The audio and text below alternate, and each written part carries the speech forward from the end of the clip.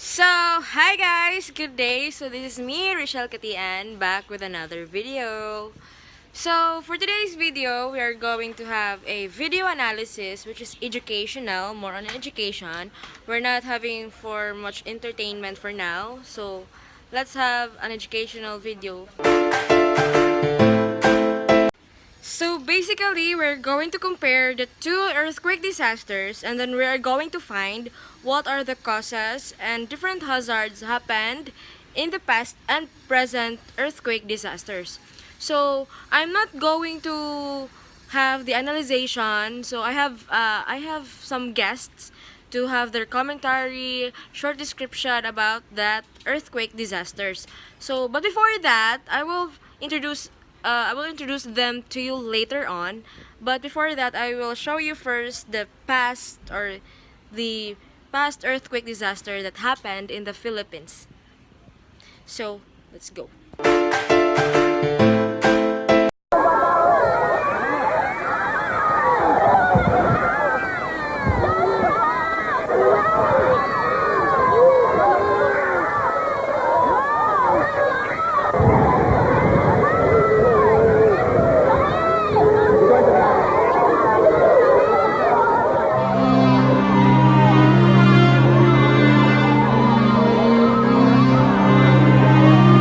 Isang 7.8 magnitude killer earthquake ang yumanig sa malaking bahagi ng Hilaga at Gitnang Luzon noong July 16, 1990.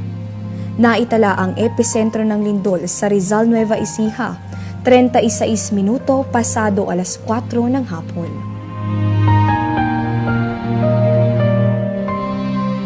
Apat na 45 segundo lamang ang kinailangan ng lindol para sirain ang humigit kumulang sa 15 bilyong piso ng ari-arian at kumitil sa mahigit kumulang 1,283 katao.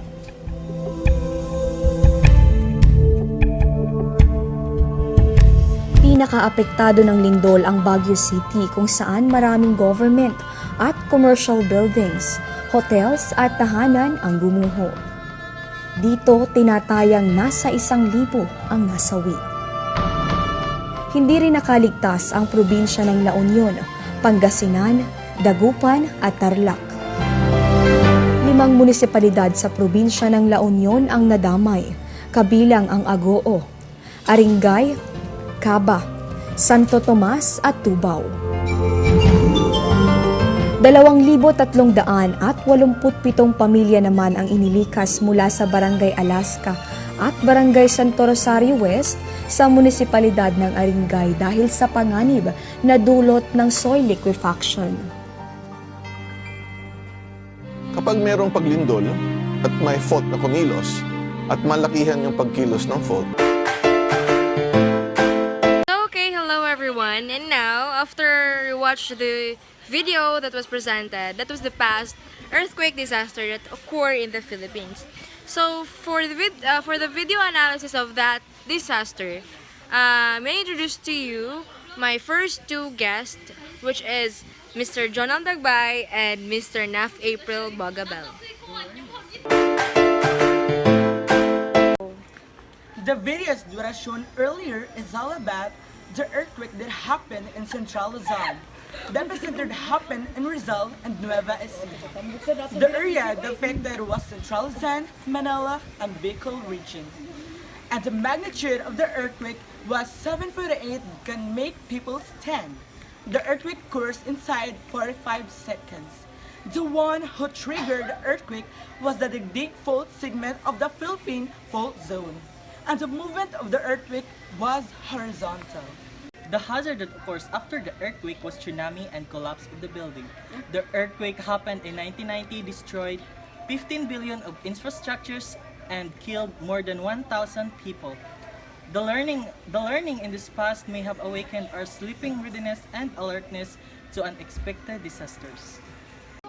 By the way, the earthquake happened on July 16, 1990 at 4:36 in the afternoon.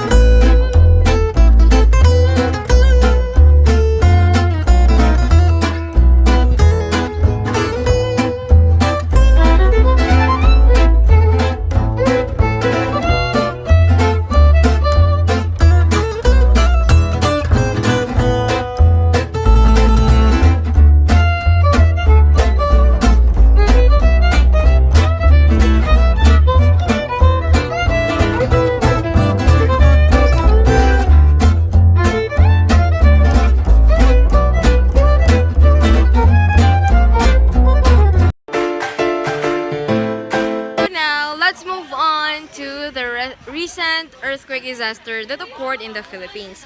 So for that analyzation, let's have my last three guests, which is Miss Jovelina Por, Mariel Coca, and Baby Ganj Argente. So let's check this out. On April 22, 2019, a magnitude of 6.1 earthquake happened in the city of San Fernando, Pampanga that jolted parts of Luzon on Monday at 5:15 p.m. The epicenter located near Castillejos, Zambales. According to the Philippines Institute of Volcanology and Seismology, or PIVO, the province of Pampanga is the most affected, with 8 fatalities and 60 damages houses. The National Disaster Risk Reduction and Management Council, or NDRRMC, reports that the 3 people died in the town of Lobo and Angeles City. So while in Porac, 7 people were killed by the falling debris and 5 people died and by the supermarket collapsing. So despite the fact that the epicenter was in Zambales, most of the damage to infrastructures occurred in the neighboring of Pampanga, which suffered damage to 29 buildings and structures. So okay, that's all for today's video, guys, and thank you so much for watching, and I hope you learned something about the past and present earthquake disaster that occurred in the Philippines. So they mentioned the magnitude, the hazards that happened after the earthquake, and then the differences between the two. The past is the strongest one because it is 7.8 magnitude, while the present is just 6.1 magnitude, but still it's a dangerous disaster that occur in our country. So to conclude, therefore, we must have to be prepared because the disaster is unpredictable. We must prepare every now and then. We must awake in the reality that there's no one can predict the natural disaster. So thank you so much for listening. See you next video. Bye.